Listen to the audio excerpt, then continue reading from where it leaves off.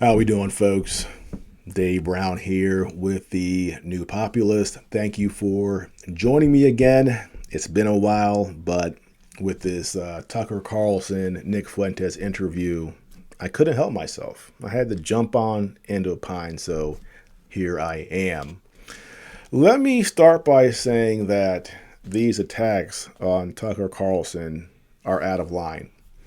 There are people who I used to respect who are just going all out to call him names and attack him and saying he's this terrible person for having a conversation with Nick Fuentes.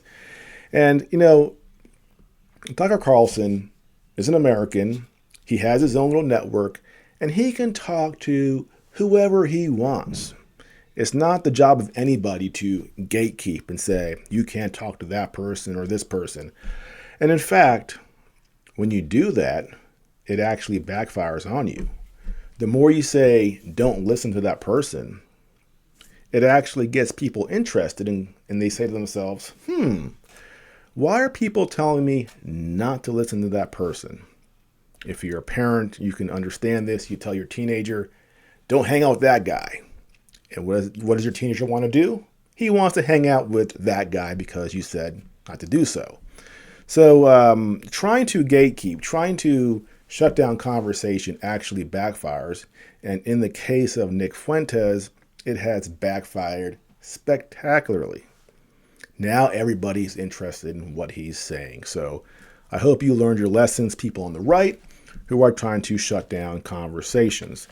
Now, Nick Fuentes himself. I made a video in the past that was very critical. My general feelings about him have not changed. I do not believe he's acting in good faith. I think he trolls. I do think he's purposely hyperbolic to get attention.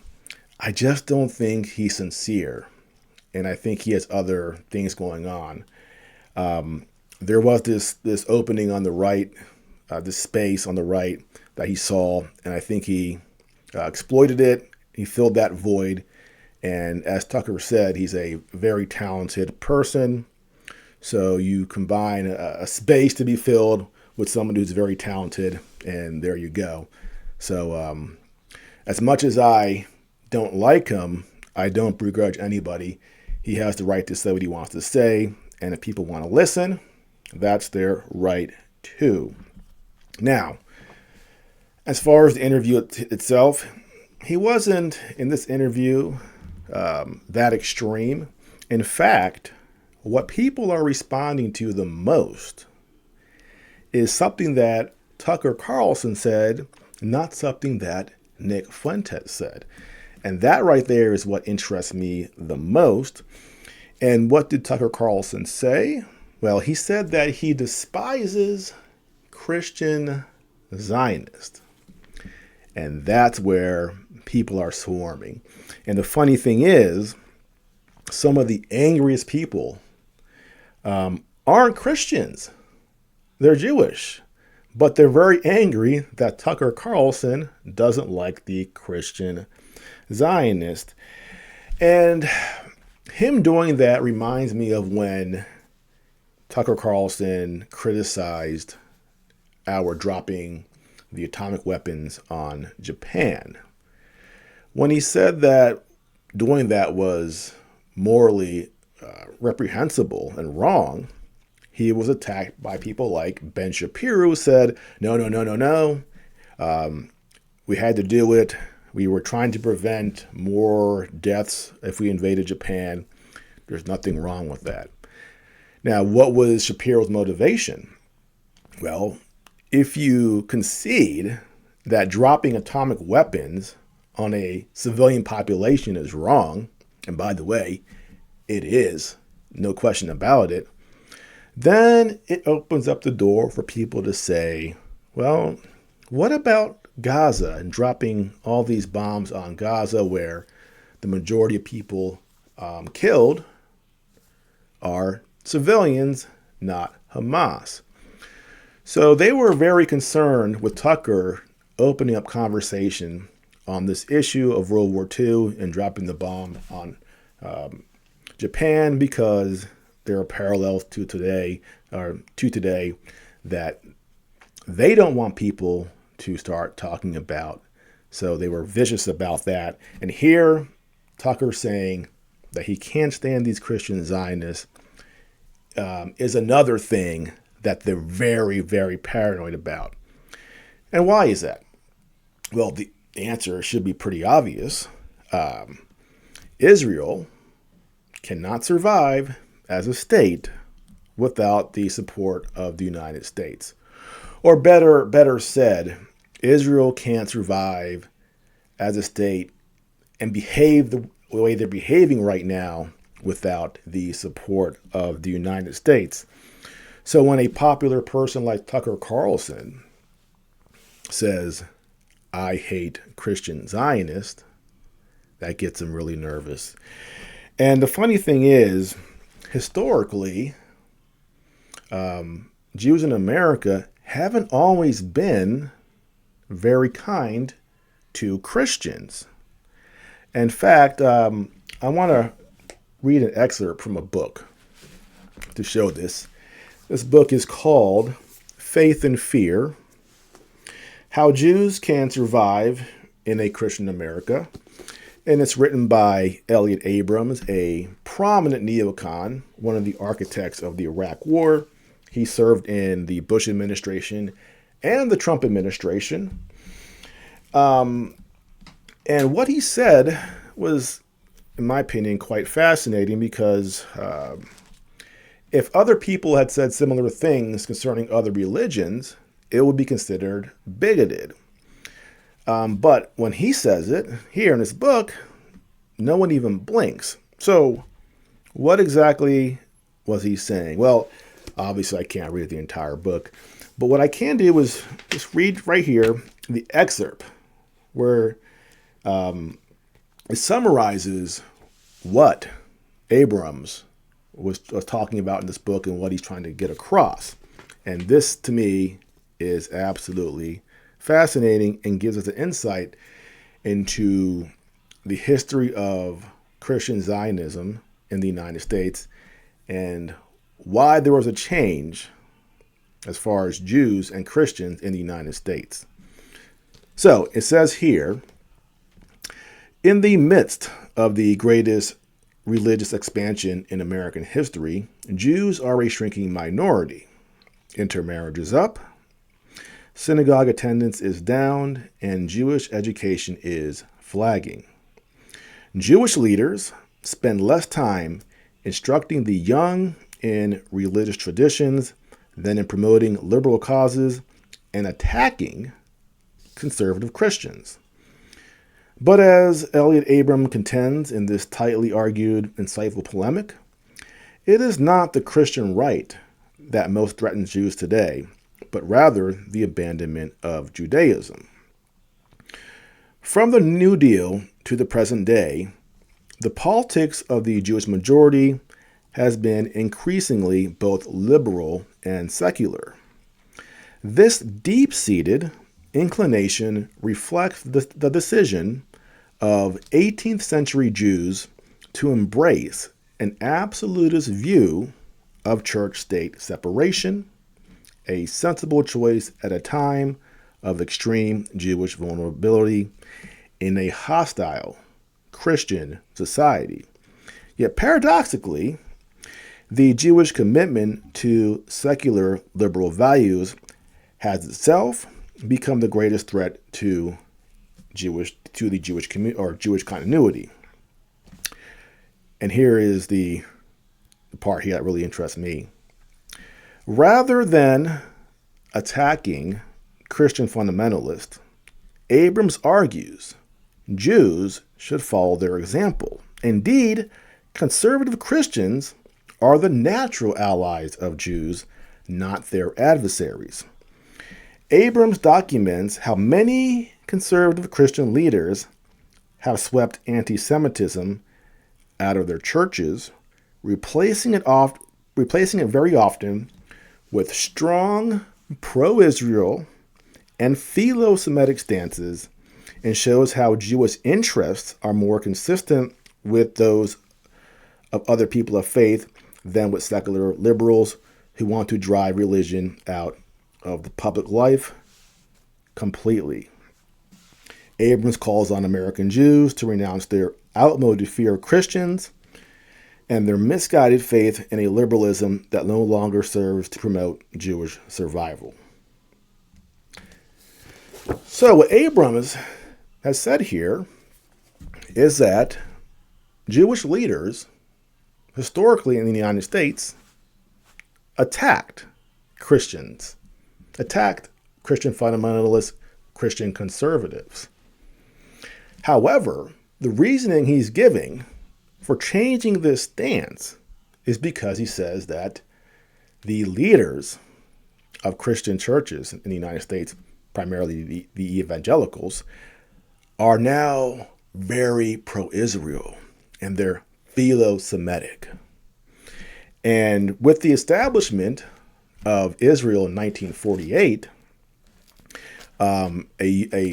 obviously a new state struggling to survive, they can't survive without America and without a large voting bloc in America who are pro-Israel. So that's why in the 1930s and 40s, a phrase started to be used more and more often, judeo-christian. Now, judeo-christian, that phrase was first came about in the early 19th century, but it began to have wide usage around World War II because there was this need by Jews in America to sort of couple with Christianity to fight anti-Semitism and to, in the future when Israel was created, to create this idea that Jews and Christians were were together against a common enemy, meaning in the Muslim world, as we see with Israel fighting everybody in the Middle East. And we have people like Mark Levin calling the Muslim world, Iran, Islamo-Nazis and that kind of thing. So there was this need to couple together Judaism and Christianity. So now we have this term we use all the time, Judeo-Christian. And in fact, if you're a politician, you can't say that we're a Christian nation. There was one politician who did say that one time. He said we're a Christian nation. And then the next day he came out and apologized and said, I'm sorry, I meant to say Judeo-Christian. So Tucker Carlson attacking Christian Zionism is a very, very big threat to Israel, because if Christians in America ever reconsider supporting Israel and we lose that biblical drive that's allegedly there to support Israel, that is a massive, massive problem for them. And that is why they were so upset when he said that he hated these Christian Zionists, and people like Josh Hammer were saying, Charlie Kirk is rolling in his grave right now. How dare you say that? So he would invoke his dead friend to attack Tucker Carlson for having an opinion. And again, I find it odd that people who aren't Christian seem to want to tell Christians what they're supposed to believe. And apparently we're supposed to support Israel, not ask questions. And if we do ask questions, we're bad people, we're anti-Semitic, and we're pro-Palestinian, we're pro-terrorist. That's the binary choice that they're trying to give to us. And personally, I find it very offensive. And just to show you just how over the top it is, I want to play a clip of Pastor Hagee. Pastor Hagee is a very Zionist Christian pastor, and he was invited to go to Israel recently and give a speech. And here he is sitting with our friend Mark Levin, who is a rabid Zionist here in the United States, who is constantly frothing at the mouth. So Mark Levin, he loves some John Hagee, Pastor Hagee. And why does he love Pastor Hagee so much? Well, it's because Pastor Hagee says things like this. Check this out. Deuteronomy 7:6, for you, Israel, are a chosen people, a holy people to the Lord your God. The Lord your God has chosen you to be a people for himself. Listen to this next sentence. A special treasure above all the people on the face of the earth. That includes the United States of America.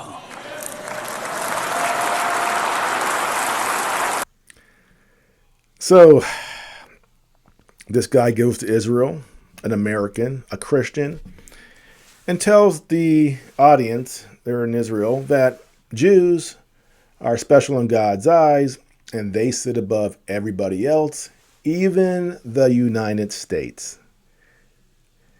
I find that incredible. It blows my mind that he can say that.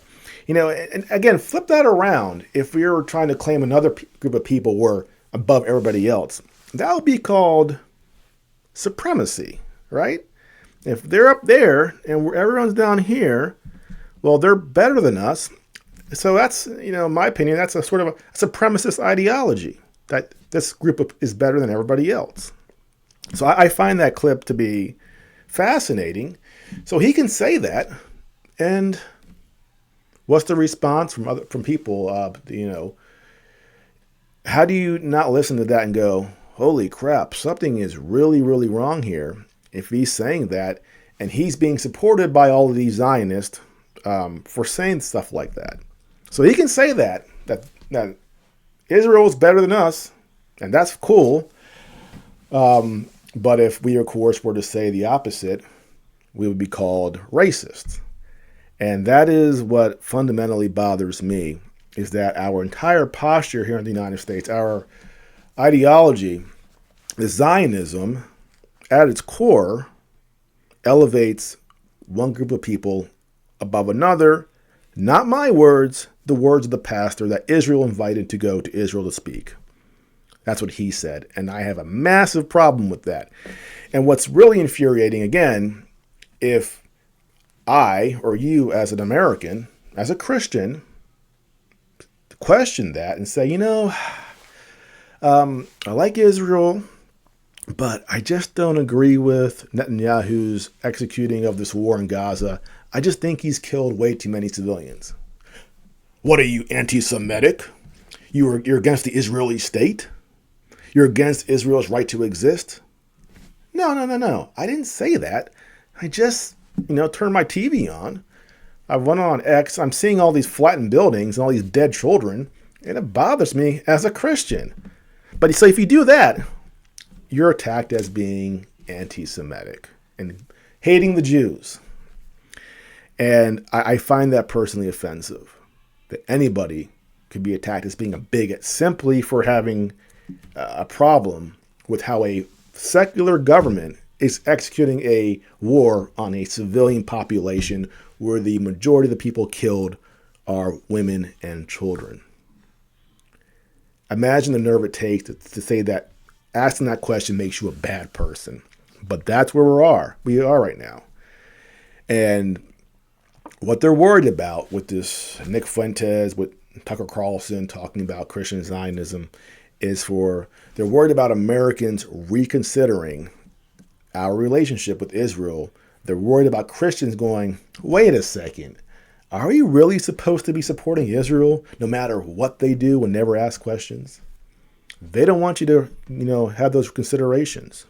Because if that happens, and we are seeing it happen with the younger generation, in 20 years, will Israel have the support of the United States? Because we're the last holdout. The rest of the world has moved on. In Europe, they've all voted for a Palestinian state, and they support that. And the one holdout in the UN that matters is the United States. So the Zionists, Christian Zionists, Jewish Zionists, they will fight tooth and nail to prevent people from asking these questions and for these questions to become mainstream, because it's absolutely threatening to the state of Israel if Americans reconsider our relationship. But again, the thing that I find most offensive is this insinuation that I, as an American citizen, have some obligation to support a foreign country. It's not in the Constitution or the Bill of Rights. Israel's never mentioned. In fact, Israel wasn't created until long after the establishment of the United States. My Americanism does not depend on whether or not I support Israel. And there are a lot of conservatives here in the United States, like Mark Levin, who will attack you and say you're anti-American if you question the Israeli government. The nerve. And more people are getting frustrated by that and going, how dare you say that? How dare you call me anti-American for questioning the actions of a secular government who's bombing a civilian population? How dare you? And that's where I'm at. So my point here is not to say be for or against Zionism, be for or against Israel. My point is that we as Americans have the right to ask these questions, and there is no obligation as an American to support a secular government across the world. And there's nothing wrong with asking those questions. So we will see how things move forward with Tucker Carlson. Will they successfully, as Josh Hammer said, neutralize him, which was a very ominous thing to say, especially since Kirk was just assassinated. Will they neutralize him? Or is it too late? My suspicion is that the toothpaste, it's out the bottle. And it can't be shoved back in. And that's why they're so frantic. They're so shrill right now. They see the writing on the wall, and they're not sure how they're going to turn this around. So we'll see where it goes. And desperate people do desperate things, and that's always a concern. So we'll just have to wait and see where this all eventually leads to. Well, that is it for now. If you are new to my channel, like and subscribe, and I'll see you next time.